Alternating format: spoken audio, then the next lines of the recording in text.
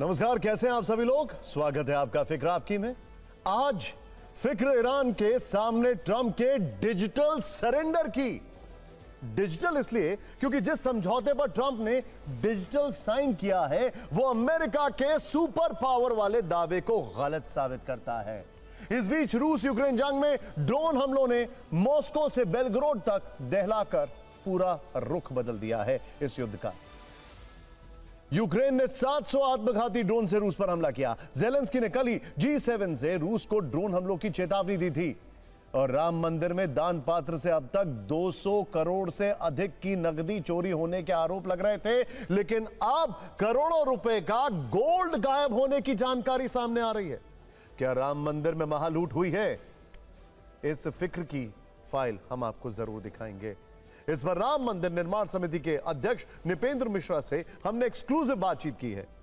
इसके अलावा महाराष्ट्र में बगावत पर हर दिन नया क्लाइमैक्स दिखाई दे रहा है। उद्धव ठाकरे ने अपने सभी सांसदों को बैठक में मौजूद रहने के लिए व्हिप जारी करवाया था, लेकिन 6 बागी सांसद लापता रहे। इसके बाद संजय राउत सुप्रीम कोर्ट और चुनाव आयोग पर भड़क उठे।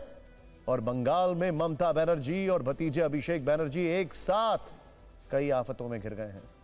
टीएमसी का बैंक खाता फ्रीज करने की मांग हो रही है। मध्य प्रदेश हाईकोर्ट ने अभिषेक की गिरफ्तारी वारंट पर लगी रोक भी हटा दी है। और अफगानिस्तान में सरकारी कर्मचारियों के लिए तालिबान का नया फरमान, स्मार्टफोन के इस्तेमाल पर बैन लगा दिया गया है। लेकिन पहले ट्रंप के सरेंडर की फिक्र। लगभग 110 दिन बाद पश्चिम एशिया में शांति की उम्मीद दिख रही है। अमेरिका और ईरान में विश्वास की कमी के बावजूद भी स्टेबिलिटी का रोड मैप दिख रहा है। अमेरिकी राष्ट्रपति डोनाल्ड ट्रंप लगातार ईरान में सत्ता परिवर्तन और उसे कमजोर करने के दावे कर रहे थे। वो ईरान को वेनेजुएला की तरह अमेरिका की शर्तों पर चलाना चाहते थे, लेकिन 110 दिन तक चले संघर्ष के बाद ईरान ने होर्मुज के लॉकडाउन और पश्चिम एशिया में मिसाइल हमलों से पूरी दुनिया को अपनी ताकत का एहसास कराया। और आज जो तस्वीर सामने आई उसमें एक तरफ ट्रंप डील पर साइन कर रहे हैं, तो दूसरी तरफ ईरान के राष्ट्रपति मसूद पेजेश्किन भी उसी समझौते पर हस्ताक्षर कर रहे हैं। इतिहास गवाह है और दोनों वर्ल्ड वॉर इस बात का सबूत है कि समाधान जंग से नहीं बल्कि बातचीत की टेबल पर ही होता है। तो फिर 110 दिन की तबाही और लगभग 7,000 से ज्यादा मौतों की जरूरत क्यों थी? इन 110 दिनों में 122 लाख करोड़ रुपए बर्बाद हो गए।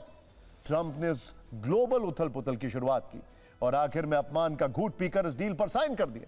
ट्रंप ने यह डील फ्रांस की राजधानी पेरिस के पास स्थित वर्साई पैलेस में फ्रांस के राष्ट्रपति इमैनुअल मैक्रों की मौजूदगी में साइन की। इसे दुनिया के सबसे प्रसिद्ध राजमहलों में गिना जाता है। इंटरेस्टिंगली प्रथम विश्व युद्ध भी इसी जगह पर डील साइन करने के बाद खत्म हुआ था। और ईरान और अमेरिका के बीच 14 पॉइंट का समझौता ड्राफ्ट हुआ है, जिसके मुख्य पॉइंट्स ये हैं, ध्यान दीजिएगा और खुद बताइए किसका पलड़ा भारी है, ईरान का या अमेरिका का। सोशल मीडिया पर हमारे तमाम हैंडल्स हैं, उस पर कमेंट करके बताइए। सुनिए जरा, 30 दिनों में होर्मुज स्ट्रेट से जहाजों की आवाजाही सामान्य होगी। 30 दिनों में अमेरिकी नेवल ब्लॉकेड हटाकर हालात सामान्य करेगा। ईरान कभी परमाणु हथियार नहीं बनाएगा। अमेरिका अब ईरान के लिए $300 अरब का फंड बनाएगा। अमेरिका ईरानी तेल और पेट्रोकेमिकल सेवाओं में छूट देगा। ईरान की फ्रीज संपत्तियां और धनराशि जारी की जाएंगी। 60 दिनों में दोनों देश अंतिम समझौता फाइनल करेंगे। 60 दिन बाद समझौते को यूएन सिक्योरिटी काउंसिल की मंजूरी मिलेगी। 40 दिनों के भीषण युद्ध में ट्रंप ने दावा किया था कि हर रोज $1 बिलियन खर्च हो रहा है। और डील साइन करने से पहले भी ट्रंप ने कहा कि डील जरूरी थी क्योंकि इस पर बहुत पैसे खर्च हो रहे थे। यानी युद्ध से पहले होर्मुज स्ट्रेट सामान्य था, लेकिन युद्ध की वजह से यहां लॉकडाउन हुआ, जिससे पूरी दुनिया को करोड़ों का नुकसान हुआ। ट्रंप ने भी अरबों डॉलर खर्च कर युद्ध लड़ा, लेकिन अब डील के तहत ईरान के लिए ही $300 अरब का फंड बनाया जाएगा। प्रेसिडेंट ट्रंप ने यह युद्ध किस लिए लड़ा, यह अब भी हर किसी की समझ से परे है। ऊपर से यह ट्रंप की सबसे बड़ी कूटनीतिक हार भी है। देखिए, ट्रंप ने दावा किया था कि ईरान की पूरी नेवी नष्ट कर डाली, लेकिन असल में उन्होंने ईरान की शर्तों पर समझौता किया है। यह फैक्ट है और बगल में पैराडॉक्स है। ध्यान से देखिए जरा। ट्रंप ने कहा था कि ईरान का पूरा एयर डिफेंस सिस्टम नष्ट कर डाला, लेकिन ईरान में उनका सत्ता परिवर्तन का सपना टूट गया।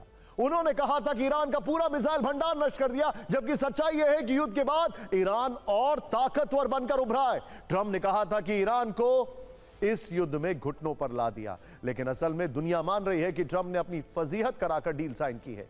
इस बात की चर्चा दुनिया के कई विशेषज्ञ कर रहे हैं कि वियतनाम, अफगानिस्तान, इराक के बाद यह अमेरिका की बड़ी कूटनीतिक और रणनीतिक हार है, जिसे ट्रंप अपनी जीत बता रहे हैं। उस नतीजे तक पहुंचने के लिए उन्हें विनाश का रास्ता चुनना पड़ा। फ्रांस के एवियन शहर में एक रिपोर्टर ने इससे जुड़ा सवाल कर ट्रंप को शर्मिंदा भी कर दिया। ट्रंप भी जानते हैं कि यह डील उन्होंने मजबूरी में स्वीकार की है, लेकिन ट्रंप तो ट्रंप है। उनका कहना है कि अगर युद्ध लंबा खिंचता तो आर्थिक मंदी आ जाती, 4 हफ्तों में दुनिया का ऑयल रिजर्व खत्म हो जाता और अराजकता फैल जाती। इंटरेस्टिंगली ट्रंप के समझौते में जो कई डिटेलिंग है वो ओबामा के समझौते से मैच खाती हैं।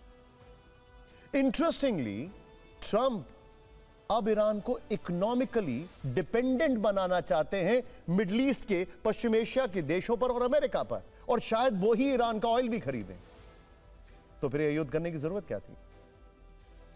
ट्रंप समझौते की वजह आर्थिक संकट बता रहे हैं, लेकिन ईरान इसे ट्रंप का सरेंडर कह रहा है। ईरानी संसद के स्पीकर कालीबाफ ने कहा, हमने अमेरिका और इजराइल दोनों को हराया है। ईरान ने 4 मोर्चों पर दुश्मन का मुकाबला किया। अमेरिका अपना कोई मकसद पूरा नहीं कर पाया, दुश्मन को मजबूरी में समझौता करना पड़ा। इसके अलावा ईरानी विदेश मंत्रालय के प्रवक्ता ने कहा कि हमारे मिसाइल प्रोग्राम पर कोई बातचीत नहीं होगी। मिसाइलें बात करने के लिए नहीं, हमला करने के लिए होती हैं।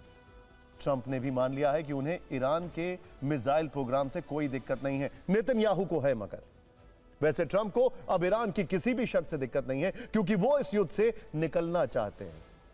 वो इस युद्ध से निकलना चाहते हैं। क्या अगला निशाना क्यूबा पर है? क्यों निकलना चाहते हैं, इसकी वजह देखते हैं। ध्यान से देखिए अब जो फैक्ट्स हमारे सामने, आंकड़ों के मुताबिक ईरान की घेराबंदी और जंग में अमेरिका को हर रोज करीब $1 बिलियन का खर्च हो रहा था। इसके अलावा युद्ध में अमेरिका के 39 विमान, ड्रोन समेत कई रेडार और दूसरे सैन्य उपकरण तबाह हो गए थे, जिसकी लागत $2 बिलियन से भी ज्यादा थी। युद्ध के दौरान अमेरिका के हथियार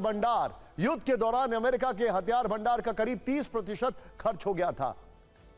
अमेरिका में महंगाई 0.6% तक बढ़ गई थी। मार्च से लेकर अमेरिकी शेयर बाजार में आप अगर S&P की बात करें तो 7.8% का डाउनस्लाइड देखा गया था। साथ ही अमेरिका की घरेलू राजनीति में भी ट्रंप की आलोचना हो रही थी। चिंता इस बात की थी कि कहीं ट्रंप मिड टर्म पोल्स जो हैं वो ना हार जाएं। अब ट्रंप के 3 बयान जिसमें वो अलग अलग दावे कर रहे हैं। ट्रंप ने युद्ध शुरू होने के बाद कहा था कि उनके पास बहुत ऑयल है, युद्ध तेल के लिए शुरू नहीं किया है। अप्रैल में भी यही बात दोहराई और कल कहा कि अगर पीस डील साइन नहीं होती तो 4 हफ्ते में अमेरिका का ऑयल रिजर्व खत्म हो जाता है। सुना आपने?